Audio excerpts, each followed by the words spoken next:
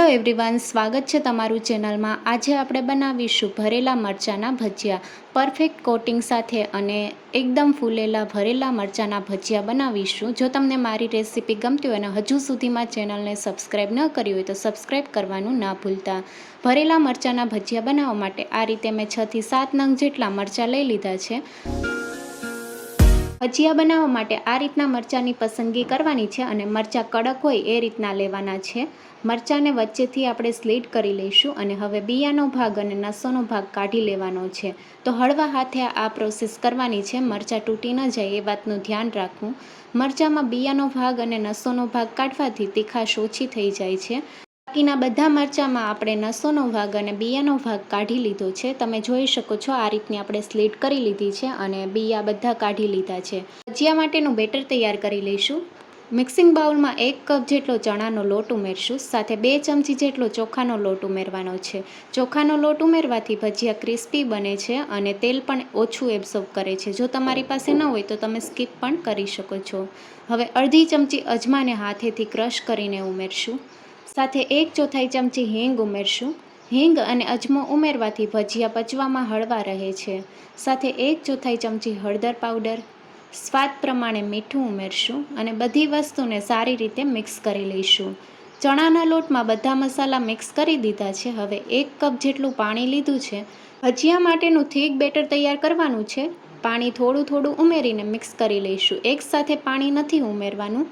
Better આપણે વધારે ઢીલું નથી રાખવાનું, થોડું જાડું બેટર રાખવાનું છે। મરચાં ઉપર બેટર સારી રીતે કોટ થાય એ રીતનું આપણે બેટર રાખવાનું છે। તો આ રીતનું બેટર તૈયાર કરવા માટે અડધા કપ ઉપર થોડા પાણીની જરૂર પડી છે અને બેટરની કન્સિસ્ટન્સી તમે જોઈ શકો છો, રિબનની જેમ પડે એ રીતની છે। અને બેટર આપણે બહુ વધારે પતલું નથી કરવાનું। જો વધારે પતલું થઈ ગયું હોય તો થોડો ચણાનો લોટ ઉમેરીને આ રીતનું કરી શકો છો। ભજીયા માટેનું બેટર રેડી છે। હવે 2 થી 3 મિનિટ માટે એક જ ડાયરેક્શનમાં હલાવવાનું છે, જેથી હવાના કણ ભરાશે અને ભજીયા એકદમ ફૂલેલા તૈયાર થશે। હવે ઢાંકણ ઢાંકીને 10 થી 15 મિનિટ માટે મૂકી દઈશું, જેથી બેટર સારી રીતે સેટ થઈ જશે। ત્યાં સુધીમાં મસાલો તૈયાર કરી લઈશું। મસાલો બનાવવા માટે ચવાણું લીધું છે, તમે મિક્સ ફરસાણ પણ લઈ શકો છો। મિક્સર જારમાં અધકચરું વાટી લઈશું। આ પ્રોસેસ તમે ખાંડણીમાં પણ કરી શકો છો। મિક્સરને ચાલુ બંધ કરીને આ રીતનો પાવડર તૈયાર કરી લીધો છે। મિક્સિંગ બાઉલમાં ચવાણાનો ભૂકો ઉમેરશું। તો આ ચવાણામાં બધા મસાલા ઉમેર્યા હોય છે, પણ જ્યારે આપણે મરચાંમાં ભરશું ત્યારે થોડું ફીકું લાગશે, એટલા માટે આપણે 1 ચમચી કાશ્મીરી લાલ મરચું પાવડર ઉમેરશું।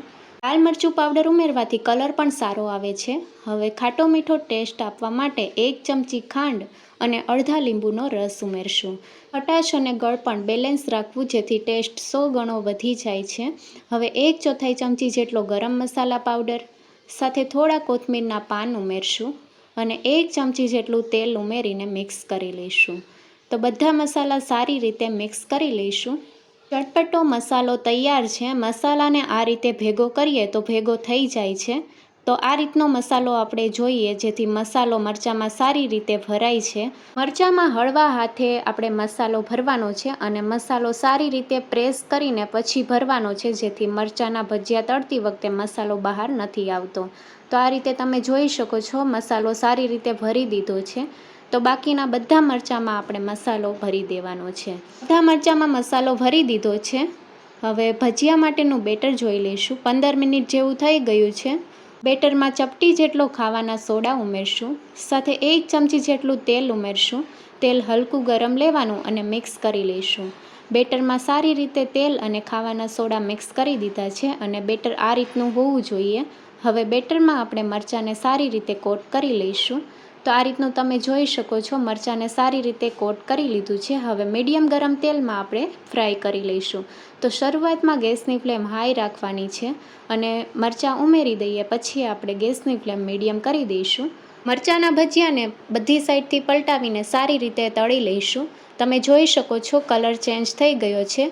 મરચાંના ભજીયાને તળવામાં બહુ વધારે સમય નથી લાગતો। મરચાંના ભજીયા તળાઈ ગયા છે। હવે ઝારાની મદદથી એક પ્લેટમાં કાઢી લઈશું। આ રીતે બાકીના બધા ભજીયા તળી લઈશું। ગરમા ગરમ મરચાંના ભજીયાને સર્વિંગ પ્લેટમાં સર્વ કરીશું. તમે જોઈ શકો છો મરચાં ઉપર ચણાના લોટનું કોટિંગ એકદમ સારી રીતે થયું છે. ચટપટા મસાલા સાથે મરચાંના ભજીયા તૈયાર છે. તમે ખાટી મીઠી ચટણી સાથે મરચાંના ભજીયા સર્વ કરી શકો છો. રેસીપી ગમી હોય તો ચેનલને લાઇક, શેર અને સબસ્ક્રાઈબ કરો. Thank you for watching.